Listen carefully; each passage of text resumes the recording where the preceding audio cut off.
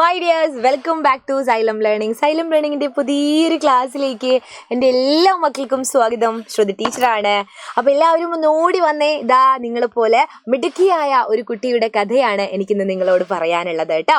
അപ്പോൾ നമ്മുടെ സൈലത്തിൻ്റെ ചാനൽ ആദ്യമായിട്ട് കാണുന്നവരൊന്ന് സബ്സ്ക്രൈബ് ചെയ്തേക്കണം. അതുപോലെ വാട്സപ്പ് കമ്മ്യൂണിറ്റി ഗ്രൂപ്പിൽ ജോയിൻ ചെയ്യാത്തവർ, ഇതുവരെ ജോയിൻ ചെയ്യാത്തവർ പെട്ടെന്ന് ജോയിൻ ചെയ്തോളൂ. പരീക്ഷാകാലമൊക്കെയാണ്. അപ്പോൾ അതിലേക്കാണ് കാര്യങ്ങളൊക്കെ നിങ്ങളെ അറിയിക്കാൻ വേണ്ടിയിട്ട് അല്ലേ. സ്ലൈഡ്സ്, അതുപോലെ ലൈവ് ക്ലാസ് കഴിഞ്ഞാൽ അതിൻ്റെ നോട്ട്സ് ഒക്കെ അതിലാണ് ഉണ്ടാവുക. ഫ്രീ ആയിട്ടല്ലേ, എല്ലാവരും ഒന്ന് ജോയിൻ ചെയ്തിട്ടോളൂ കേട്ടോ. നമ്മുടെ പൃഥ്വി ബാച്ച് ഉണ്ട്. എൻഡ് ഗെയിം ഒരു ബാച്ചൊക്കെ അടിപൊളിയായിട്ട് നടന്നുകൊണ്ടിരിക്കുന്നുണ്ട്. നമ്മുടെ ഓരോ ചാപ്റ്റേഴ്സും റിവൈസ് ചെയ്ത് റിവിഷൻ ക്ലാസ് പോലെ തുടക്കം മുതൽ നിങ്ങൾക്ക് കിട്ടുന്നതായിരിക്കും. അതിൽ ജോയിൻ ചെയ്യാൻ ഇതാ താഴെ കാണുന്ന ആ നമ്പറിൽ ഒന്ന് കോൺടാക്ട് ചെയ്താൽ മതി കേട്ടോ.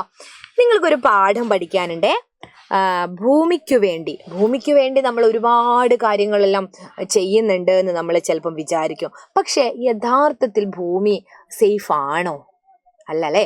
ഭൂമിക്കൊരു ചരമഗീതം പാടിയ ഒരു കവിയുണ്ട്, നിങ്ങൾക്ക് ഓർമ്മയുണ്ടോ? ONV കുറുപ്പ്, ഒറ്റപ്ലാക്കൽ നീലകണ്ഠൻ വേലുക്കുറുപ്പ്. അദ്ദേഹം ഭൂമിക്ക് ഒരു ചരമഗീതം എഴുതിയിട്ടുണ്ട് ഒരു കവിതയിലൂടെ.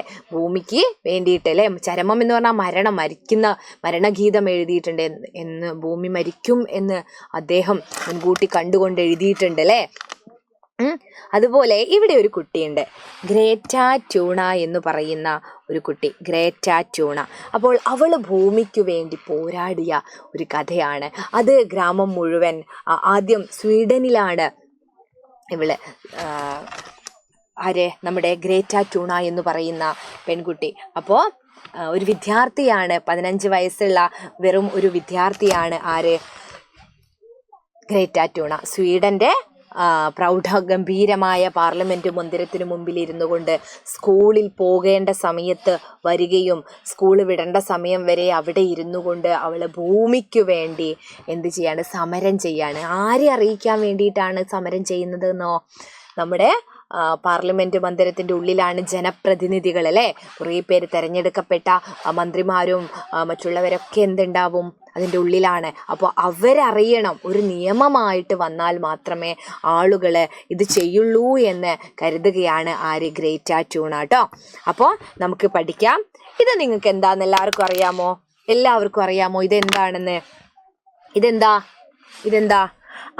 നമ്മുടെ ഫേസ്ബുക്ക് ആണ് അല്ലേ. ഒന്ന് ഫേസ്ബുക്കും ഒന്നെന്താണ്? എല്ലാവർക്കും ഇതിനെപ്പറ്റി നല്ല ധാരണ ഉണ്ടാവുമെന്നാണ് എനിക്ക് തോന്നുന്നത്. അമ്മമാർക്കും അച്ഛന്മാർക്കും ഒക്കെ ഉണ്ടായിട്ട് നിങ്ങൾ കണ്ടിട്ടുണ്ടാവും. ആദ്യത്തേത് എന്താണ്?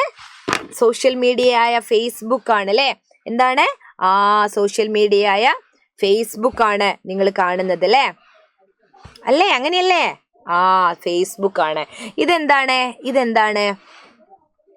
ഇൻസ്റ്റഗ്രാം ആണ് അല്ലേ. ഇൻസ്റ്റഗ്രാമിൻ്റെ സിമ്പൽ ഇതും ഫേസ്ബുക്കിൻ്റെ സിമ്പൽ ഇതുമാണ്. അപ്പോൾ ഫേസ്ബുക്കിലൂടെയും ഇൻസ്റ്റഗ്രാമിലൂടെയൊക്കെ നമ്മുടെ ഗ്രേറ്റ ട്യൂണ ഞാൻ ഇങ്ങനൊരു കാര്യം ചെയ്യുന്നുണ്ട് എന്നുള്ളത് അറിയിച്ചു തുടങ്ങി. അപ്പോൾ നമ്മളോട് ഗ്രേറ്റ ട്യൂണയുടെ ഫേസ്ബുക്ക് പേജും ഇൻസ്റ്റഗ്രാം പേജൊക്കെ ഒന്ന് സന്ദർശിക്കാൻ പറയുന്നുണ്ട്. അപ്പോൾ ടീച്ചർ ഇതാ നോക്കിയപ്പോൾ ഗ്രേറ്റ ട്യൂൺബർഗ് 3.4 മില്യൺ ഫോളോവേഴ്സാണ് ഗ്രേറ്റ ട്യൂൺബർഗ് എന്ന് പറയുന്ന പെൺകുട്ടിക്കുള്ളത്. 2018 ഇവള് സമരം ചെയ്തത് കേട്ടോ. 2018 മുതലാണ്. 2018 മുതൽ ഇപ്പോഴും തുടരുന്നില്ലേ? 2024 ഇപ്പോഴും ഭൂമിക്ക് വേണ്ടിയുള്ള ഈ ഒരു സമരം അല്ല, ഭൂമിക്ക് വേണ്ടിയുള്ള ഒരു പ്രവർത്തനം ഈ കുട്ടി തുടരുന്നുണ്ട് എന്നുള്ളതാണ്. നിങ്ങൾ അച്ഛൻ്റെ അമ്മയുടെ സഹായത്തോടെ ഗ്രേറ്റ ട്യൂൺബർഗ് എന്നൊന്ന് അടിച്ചു നോക്കിയാൽ മതി കേട്ടോ. ഫേസ്ബുക്കിലും ഇൻസ്റ്റഗ്രാമിലൊക്കെ ഇതാ വിവിധ കാലാവസ്ഥയ്ക്ക് വേണ്ടിയുള്ള സ്കൂൾ കുട്ടിയുടെ സമരം എന്നുള്ളതാണ് ഇതിൻ്റെ അർത്ഥം. School strike jet four climate, അത് അവരുടെ സ്വീഡിഷ് ഭാഷയിലുള്ളതാണ് കേട്ടോ. അപ്പോൾ ഇതാണ് ട്യൂണ എന്ന് പറയുന്ന ഗ്രേറ്റ ട്യൂൺബർഗ് എന്ന് പറയുന്ന പെൺകുട്ടി. കണ്ടോ? നല്ല രസമല്ലേ കാണാൻ? വളരെ ആത്മവിശ്വാസത്തോടു കൂടി പാർലമെന്റ് മന്ദിരത്തിന് മുന്നിൽ ഇരുന്നു കൊണ്ട് ഗ്രേറ്റ ഓരോ ദിവസത്തെയും കാര്യങ്ങൾ ഇങ്ങനെ അപ്ഡേറ്റ് ചെയ്യുന്നത് എന്തിലൂടെയാണ്? ഫേസ്ബുക്കിലൂടെ, ഇൻസ്റ്റഗ്രാമിലൂടെയൊക്കെ ആയിരുന്നു കേട്ടോ. അപ്പോൾ ആളുകൾ അവളെ അംഗീകരിച്ചു തുടങ്ങി. പല ഭാഗത്തു നിന്നും അവൾക്ക് മെസ്സേജുകൾ വരാൻ തുടങ്ങി. ഞാനും വരട്ടെ, അപ്പോൾ ഓൾവേസ് വെൽക്കം, എല്ലാവർക്കും സ്വാഗതം, ഓളാർ വെൽക്കം എന്നൊക്കെ പറഞ്ഞ് അവൾ കമൻറ്റിന് മെസ്സേജുകളൊക്കെ തിരിച്ചയക്കാൻ തുടങ്ങി. പലരും അഭിനന്ദന കത്തുകൾ അയച്ചു അല്ലേ. അപ്പോൾ ഈ ഗ്രേറ്റയ്ക്ക് നമുക്കൊരു കത്തയക്കണ്ടേ അല്ലേ?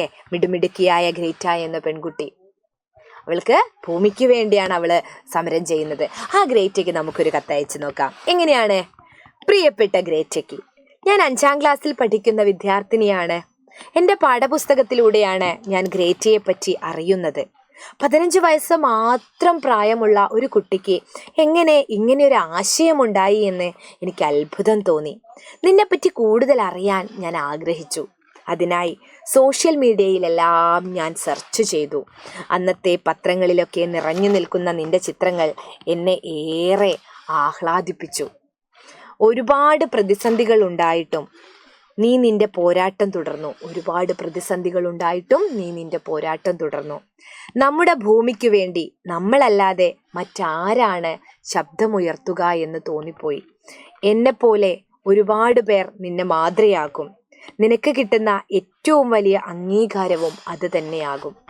ഭൂമിക്ക് വേണ്ടി മാതൃകാ പോരാട്ടം നടത്തിയ നിന്നെ സമൂഹം തിരിച്ചറിയുക തന്നെ ചെയ്യും. ഒരുപാട് സ്നേഹത്തോടെ നിങ്ങളുടെ പേര്. അല്ലേ?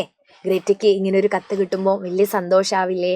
ഒരു അഭിനന്ദന കത്ത് എഴുതാൻ ഒക്കെ പരീക്ഷയ്ക്ക് വരാൻ സാധ്യതയുണ്ട്. അതുപോലെ മെയിൽ അയക്കാൻ. അങ്ങനെ ആകുമ്പോൾ മെയിലൊക്കെ ആകുമ്പോൾ ഇതിൽ കുറച്ച് കാര്യങ്ങൾ മാത്രം എടുത്തുകൊണ്ട് നിങ്ങൾക്കൊരു ചെറിയ മെയിലാക്കിയിട്ട് അയക്കാം കേട്ടോ. ഓക്കെ ആണോ? ഓക്കെ അല്ലേ?